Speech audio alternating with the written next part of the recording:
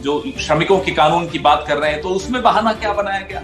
Ease of doing business होगा, सबके लिए अच्छा होगा। लेकिन कहीं भी इस कानून में अगर आप सारे कानूनों को जो अमेंडमेंट्स आई हैं खोलकर देखेंगे तो आपको स्पष्ट हो जाएगा कि श्रमिकों का कोई भी हित, बिल्कुल कोई सुरक्षा कवच उनको इन कानूनों में प्राप्त नहीं है। आदत बन गई है इस सरकार की कि एक लोकतांत्रिक प्रक्रिया को ताक पर रखते हुए निर्णय लेना और निर्णय थोप देना देश पर, समाज पर, श्रमिकों पर, किसानों पर, नौजवानों पर।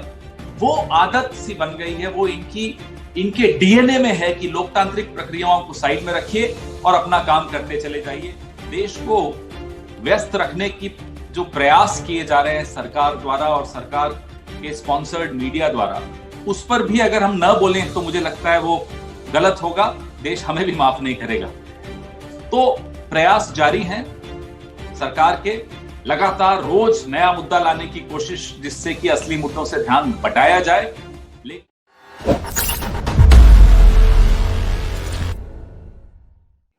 नमस्कार मित्रों, एक के बाद एक यह सरकार हिंदुस्तान के अलग अलग तबकों पर कुठाराघात कर रही है, उनके हितों के साथ धोखा कर रही है। किसानों की बात अभी चल ही रही थी, जो उनके साथ अन्याय हुआ उस पर लगातार बात हमारी आपसे चल रही है। इसी दौरान श्रमिकों के साथ बहुत बड़ा धोखा इस सरकार ने किया और ठीक उसी प्रकार से किया जैसे कि किसानों के साथ किया। श्रमिकों के हितों से संबंधित कानून, क्योंकि ये कॉन्करेंट लिस्ट में आता है, राज्य सरकारें भी बनाती हैं और केंद्र सरकार भी बनाता है, तो कुल मिलाकर लगभग 100 कानून हैं जो श्रमिकों के हितों के लिए बनाए गए हैं। और ये कानून बनाने का जो सफर था, कोई आसान सफर श्रमिकों के लिए नहीं रहा, बहुत संघर्ष का सफर था। बहुत ज्यादा खून पसीना बहाकर ऐसे कानून हासिल किए हमारे देश के श्रमिकों ने, जिन कानूनों से उनको एक रक्षा कवच मिल जाता था।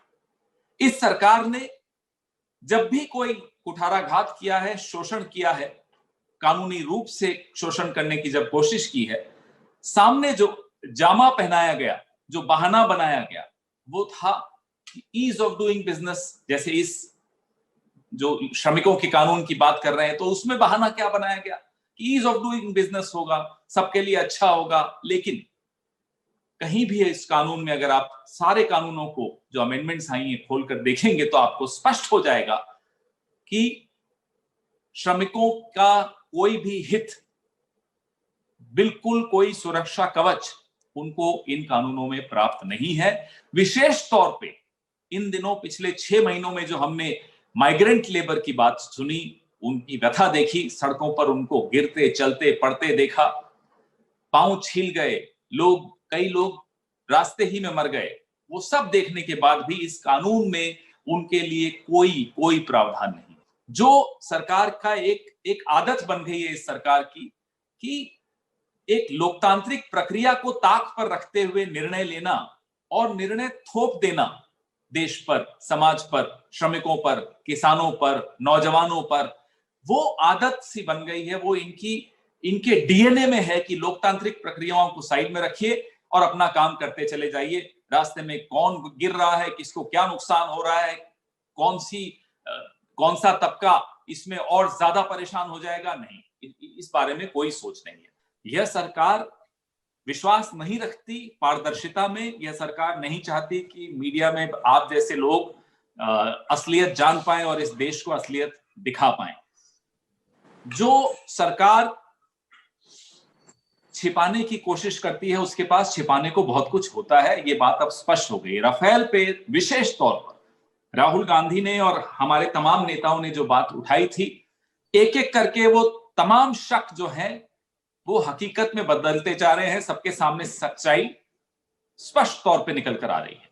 Rafale is a chapter which is not yet close. पूरा भारत प्रधानमंत्री से कुछ शब्द सुनने को लालायित रहा है पिछले कुछ महीनों से। हम अपनी वीर सेना के साथ खड़े हैं।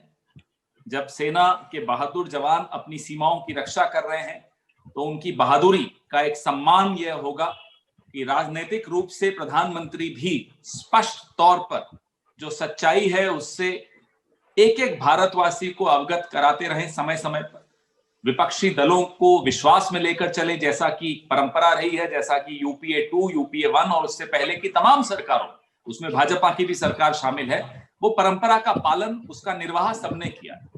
ये पहली सरकार है जो तमाम परंपराओं को भूलना चाहती है और देश को गुमराह करना चाहती है। हम प्रधानमंत्री और भारत सरकार के साथ मजबूती से खड़े रहेंगे। अगर भारत की सेना के साथ हमारी सरकार उतनी ही मजबूती से खड़ी रहेगी। सीमाओं की सुरक्षा हम सबकी जिम्मेदारी है और बहादुर सैनिकों के साथ खड़े होकर ऐसे निर्णय लेना जिनसे उनका काम आसान हो जाए, वो हम सबकी जिम्मेदारी होती है। देश को व्यस्त रखने की जो प्रयास किए जा रहे हैं सरकार द्वारा और सरकार के स्पॉन्सर्ड मीडिया द्वारा, उस पर भी अगर हम न बोलें तो मुझे लगता है वो गलत होगा, देश हमें भी माफ नहीं करेगा। तो प्रयास जारी हैं सरकार के, लगातार रोज नया मुद्दा लाने की कोशिश जिससे कि असली मुद्दों से ध्यान बटाया जाए। लेकिन हमारे मीडिया में भी कुछ बहादुर लोग हैं जो ध्यान बटाने में सरकार की कोई मदद नहीं कर रहे हैं। हम उनको सलाम करते हैं और उनको वादा करते हैं कि हम आपका भी संघर्ष बेकार नहीं जाने देंगे। हम बार बार इस देश का ध्यान असली मुद्दों पर लाते रहेंगे, संघर्ष करते रहेंगे। बात सरकार को घेरने की नहीं है, बात है कि उन तमाम वर्गों को और उनकी शिकायतों को, उनके शोषण के विरुद्ध आवाज कौन उठाएगा राजनीतिक रूप से। आपने देखा पिछले 6 महीने से अकेले राहुल गांधी एक ऐसे व्यक्ति हैं समूचे विपक्ष में जो हर बार निरंतर ऐसे मुद्दे उठाते आए हैं जिन मुद्दों से सरकार बचती है और जिन मुद्दों को माफ कीजिएगा और कोई उठा ही नहीं रहा। आप कोविड देख लीजिए, आप सीमा सुरक्षा देख लीजिए, आप किसान देख लीजिए, आप मजदूर देख लीजिए, आप नौजवान बेरोजगार नौजवान को देख लीजिए, आप अर्थव्यवस्था को देख लीजिए। हर मुद्दे पर राहुल गांधी ने आवाज बुलंद की है, भारत की आवाज बुलंद की है। ये वो आवाज है जिसको सरकार दबाना चाहती है। अगर आपको हमारे वीडियोस पसंद आए तो प्लीज लाइक करें, सब्सक्राइब करें और शेयर करें।